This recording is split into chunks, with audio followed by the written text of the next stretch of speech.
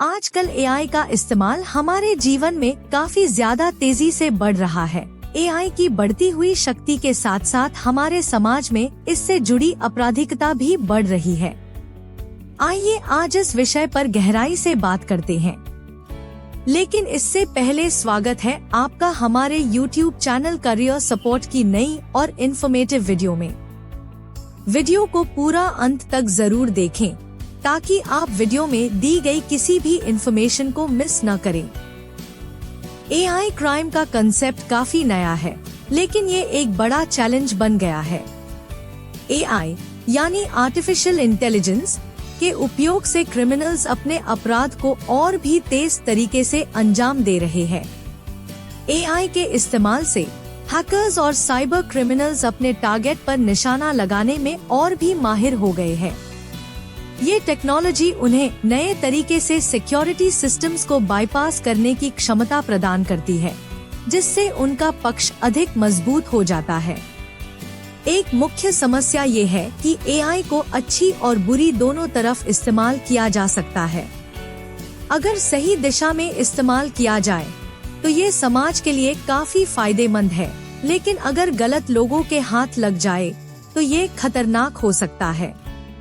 AI crime की विशेषता ये है कि ये ट्रेडिशनल मेथड से अलग होती है, जिससे उसे रोकना और समझाना दोनों मुश्किल हो जाता है। एआई क्राइम के कई रूप होते हैं, जैसे कि फिशिंग अटैक्स, मैलवेयर डिस्ट्रीब्यूशन और डेटा ब्रीचेस। इन सब में एआई का इस्तेमाल क्रिमिनल्स को नए और असरदार तरीके से अपने विक्टिम्स के डेटा को चुराने में मदद करता है। इसमें एक और समस्या ये है कि एआई के इस्तेमाल से क्रिमिनल्स को पकड़ना और उन्हें ट्रैक करना भी मुश्किल हो जाता है, क्योंकि ये उन्हें अपनी गतिविधियों को छुपाने में मदद करता है। इस समय गवर्नमेंट्स और साइबर सिक्योरिटी एजेंसीज दुनिया भर में एआई क्राइम के खिलाफ लड़ाई लड़ रही है। वे नई टेक्नोलॉजीज और स्ट्रैटेजीज को व्यवस्थित रूप से इस्तेमाल कर रहे हैं ताकि हैकर्स और साइबर क्रिमिनल्स को आगे बढ़ने से रोका जा सके। लेकिन ये लड़ाई सिर्फ गवर्नमेंट्स और एजेंसीज की नहीं है, बल्कि हर व्यक्ति की भी जिम्मेदारी है अपनी पर्सनल इंफॉर्मेशन को सुरक्षित रखने की। एआई क्राइम के खिलाफ लड़ाई में हम सबको साथ मिलकर काम करना होगा ताकि हमारा डिजिटल जीवन सुरक्षित रहे। Step 1, deep fake videos. Deep fake videos एक नया तरीका है जिसमें आर्टिफिशियल इंटेलिजेंस (एआई) का इस्तेमाल किया जाता है चेहरों को बदलकर। इसमें किसी व्यक्ति के चेहरे को दूसरे व्यक्ति के शरीर के साथ जोड़ा जाता है। ये वीडियोस इतनी रियलिस्टिक होती है कि उन्हें देखकर आम लोग भी आसानी से फर्क नहीं पहचान सकते। डीप फेक वीडियोस की टेक्नोलॉजी में एआई के एल्गोरिदम्स का इस्तेमाल होता है, जो इमेजेस और वीडियोस को एनालाइज करके एक नया चेहरा बनाते हैं। इस तरह के वीडियोस सोशल मीडिया और इंटरनेट पर वायरल हो जाते हैं और लोगों को धोखा देते हैं। ये वीडियोस मिसइंफॉर्मेशन और डिसइंफॉर्मेशन का भी बड़ा जरिया बन सकता है और लोगों को गलत तसल्ली दे सकती है। इसलिए डीप फेक वीडियोस एक बड़ा चैलेंज बन गया है, जिसमें हमें सावधानी बरतनी चाहिए। Step 2, phishing attacks. फिशिंग हमारी डिजिटल सुरक्षा के लिए एक बड़ा खतरा है। इस प्रकार के हमले में हैकर्स झूठे या फ्रॉड ईमेल्स, मैसेजेस या वेबसाइट्स का इस्तेमाल करते हैं ताकि वे हमारी पर्सनल और सेंसिटिव जानकारियां, जैसे कि बैंक अकाउंट डिटेल्स, पासवर्ड्स या क्रेडिट कार्ड के नंबर्स को चुरा सकें। ये ईमेल्स या मैसेजेस होते हैं जैसे कि वे किसी प्रमुख संस्था या कंपनी से आए हैं और हमें किसी खास काम या ट्रांजैक्शन के लिए रिक्वेस्ट करते हैं। इन ईमेल्स में कुछ समय की मजबूरी बनाई जाती है, जैसे कि अकाउंट बैन होना या किसी स्कीम का लाभ उठाने की, जो लोगों को गलती से अपनी जानकारियां देना प्रवृत्त कर देता है। जब हम इन झूठी ईमेल्स या मैसेजेस में दिए गए लिंक्स पर क्लिक करते हैं और अपनी जानकारियां डाल देते हैं, तो हैकर्स हमारे अकाउंट्स को एक्सेस कर लेते हैं और हमारे पैसे या जानकारियों को चुरा लेते हैं। इसलिए हमें हमेशा सावधान रहना चाहिए और किसी भी अनजान ईमेल या मैसेज पर विशेष ध्यान देना चाहिए। और हमेशा असली वेबसाइट्स का इस्तेमाल करना चाहिए जानकारी या ट्रांजैक्शंस के लिए। Step 3, autonomous weapons. Autonomous weapons एक टेक्नोलॉजी है जो अपने आप काम करने वाले वेपन्स होते हैं। मतलब इन वेपन्स में एक तरह का एआई होता है जो उन्हें संचालित करता है बिना किसी इंसान की मदद के। ये वेपन्स बहुत एडवांस्ड होते हैं और खुद ही फैसला लेते हैं कि किस तरह से और कब हमला करना है। इसमें एक बड़ा खतरा है कि अगर ये किसी गलत हाथ में चले गए तो बिना किसी नियंत्रण के बड़ी नुकसानदेह हानि पहुंचा सकते हैं। जैसे कि अगर कोई देश इनको गलत तरीके से इस्तेमाल करे तो ये अनजान लोगों को बिना किसी जुर्म के निशाना बना सकते हैं। इसलिए ऑटोनॉमस वेपन्स पर नियंत्रण रखना और उनके इस्तेमाल को समझौते के तहत करना जरूरी है ताकि समाज और अंतर्राष्ट्रीय सुरक्षा को खतरा ना हो। Step 4, financial frauds. Financial frauds एक गंभीर समस्या है जो आजकल हमारे समाज में बहुत तेजी से बढ़ रही है। इसमें लोगों के पैसे या फाइनेंशियल सुविधा का इस्तेमाल गलत तरीके से होता है। ये फ्रॉड अलग अलग तरीके से हो सकते हैं, जैसे ऑनलाइन ट्रांजैक्शंस में धोखाधड़ी, fake investment schemes, credit card fraud और बहुत कुछ। ऐसे फ्रॉड्स में लोगों को उनके पैसों का नुकसान होता है और उनका विश्वास भी टूट सकता है। आम तौर पर फाइनेंशियल फ्रॉड्स करने वाले लोग एडवांस टेक्नोलॉजी का इस्तेमाल करते हैं ताकि उनका पता छुप सके और उन्हें पकड़ा ना जा सके। इसलिए हमें हमेशा सावधान रहना चाहिए और अपने फाइनेंशियल ट्रांजैक्शंस को सुरक्षित रखना चाहिए। सरकार और फाइनेंशियल संस्थाएं भी इस प्रकार के अपराधों के खिलाफ कठोर कार्यवाही कर रही है, लेकिन हमें भी अपनी सुरक्षा का ध्यान रखना जरूरी है। Step 5, data breaches. Data breaches का मतलब होता है जब किसी भी तरह का कॉन्फिडेंशियल या पर्सनल डेटा बिना इजाजत के किसी अनजान व्यक्ति या एंटिटी के हाथ लग जाता है। ये डेटा ब्रीचेस कई तरह के होते हैं, जैसे कि हैकर्स के द्वारा सिस्टम्स को ब्रीच करना, खोई हुई या चोरी हो गई डिवाइसेस से डेटा निकालना या फिर इंटरनल सोर्सेज से डेटा लीक हो जाना। जब ये ब्रीचेस होते हैं तो सेंसिटिव इंफॉर्मेशन जैसे कि पर्सनल डिटेल्स, फाइनेंशियल रिकॉर्ड्स या फिर कॉर्पोरेट सीक्रेट्स का रिस्क बढ़ जाता है।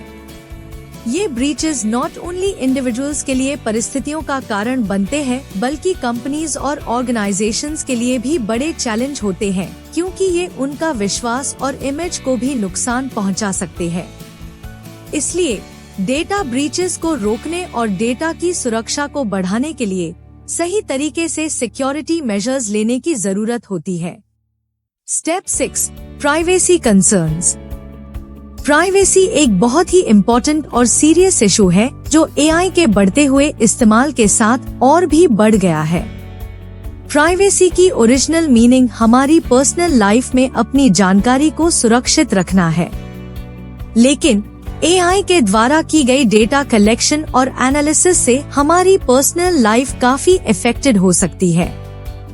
हमारी ऑनलाइन एक्टिविटीज, शॉपिंग हैबिट्स और कम्युनिकेशन पैटर्न्स को एआई एल्गोरिदम्स एनालाइज करके हमारे व्यक्तिगत प्रेफरेंसेस और बिहेवियर को समझने की कोशिश करते हैं। इस प्रकार हमारी पर्सनल लाइफ हमारे सोशल और कमर्शियल एक्टिविटीज से जुड़ी हुई है और इस डेटा का मिसयूज किया जा सकता है। इससे हमारी प्राइवेसी को खतरा हो सकता है और हमारी पर्सनल और सेंसिटिव इंफॉर्मेशन का दुरुपयोग हो सकता है। इसलिए हमें हमेशा प्राइवेसी कंसर्न्स को सीरियस लेना चाहिए और अपनी ऑनलाइन और ऑफलाइन एक्टिविटीज को समझदारी से और सुरक्षित तरीके से कंडक्ट करना चाहिए। Step 7, law enforcement challenges. Law and order के सामने अनेक चैलेंजेस हैं।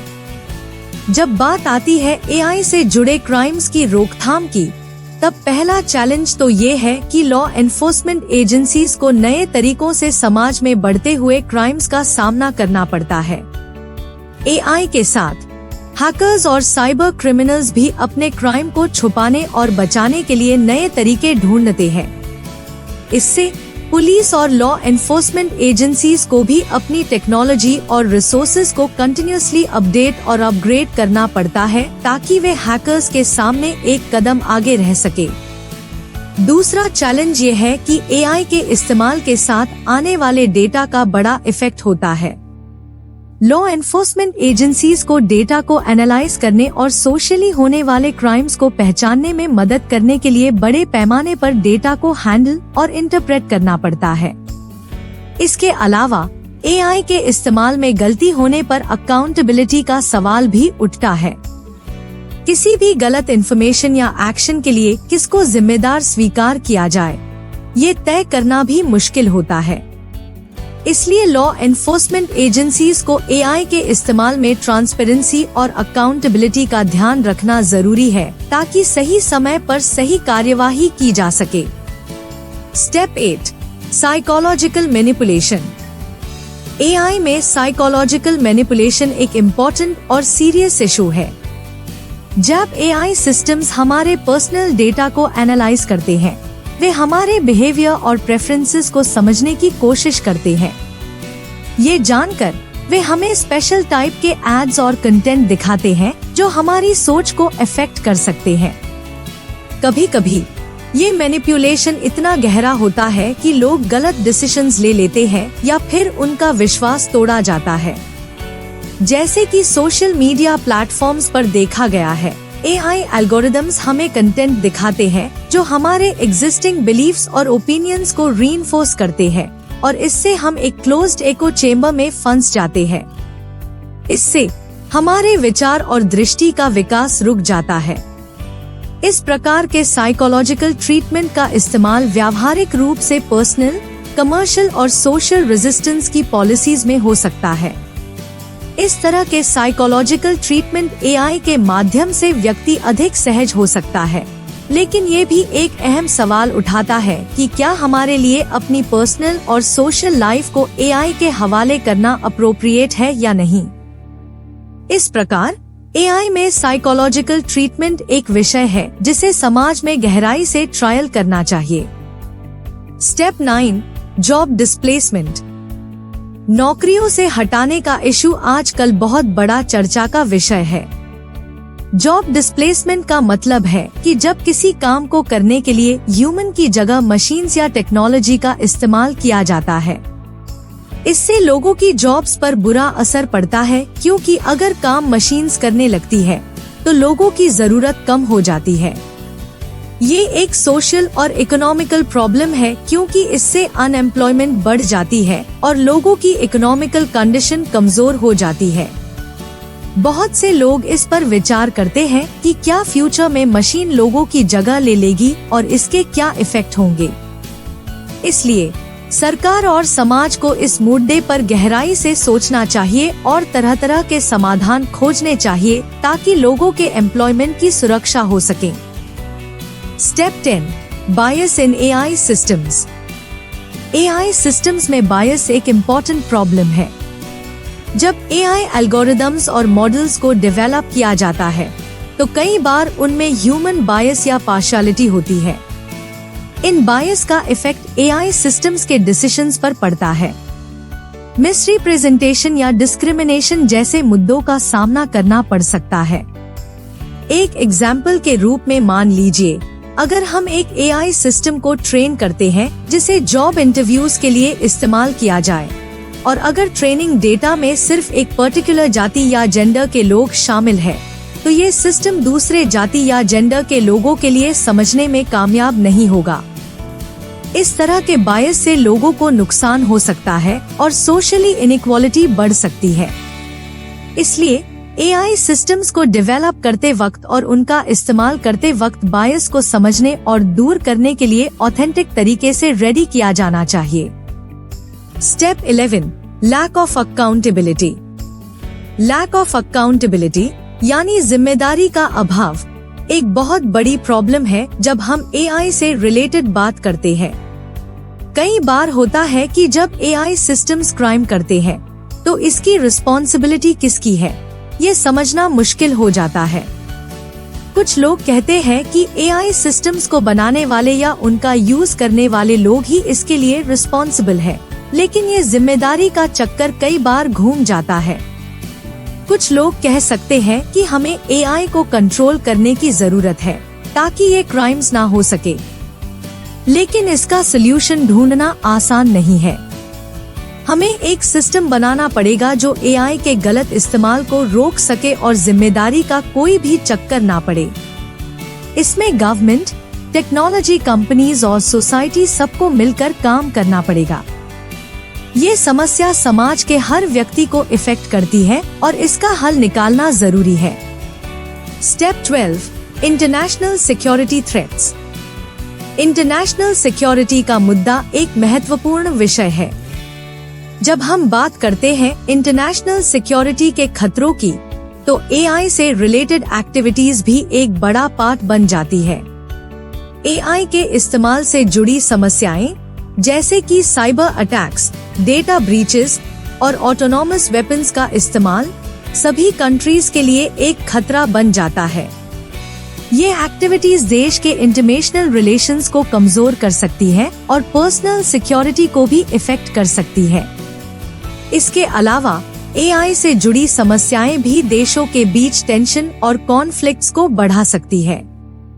इसलिए अंतर्राष्ट्रीय स्तर पर सही सुरक्षा के लिए हमें एआई से रिलेटेड एक्टिविटीज को ध्यान में रखकर और उनका सलूशन खोजकर सही पॉलिसीज और कोलैबोरेशन को बढ़ावा देना होगा।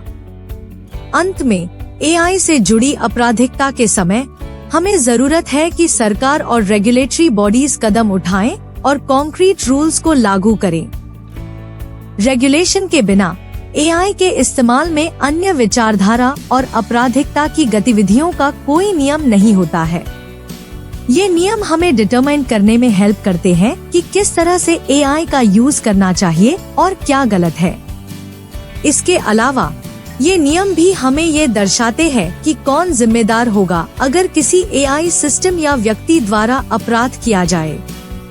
रेगुलेशन के माध्यम से हम एआई के सोशल, नैतिक और व्यावसायिक प्रभाव को कंट्रोल कर सकते हैं और समाज में विश्वास और सुरक्षा को बढ़ावा दे सकते हैं। इसलिए रेगुलेशन की जरूरत है ताकि हम एआई के सही इस्तेमाल को बढ़ावा दे सकें और आपराधिकता को रोक सकें। अगर आपको ये वीडियो पसंद आया है तो लाइक करें और हमारे चैनल को सब्सक्राइब जरूर करें ताकि आप फ्यूचर में आने वाली इन्फॉर्मेटिव वीडियोस को मिस ना करें।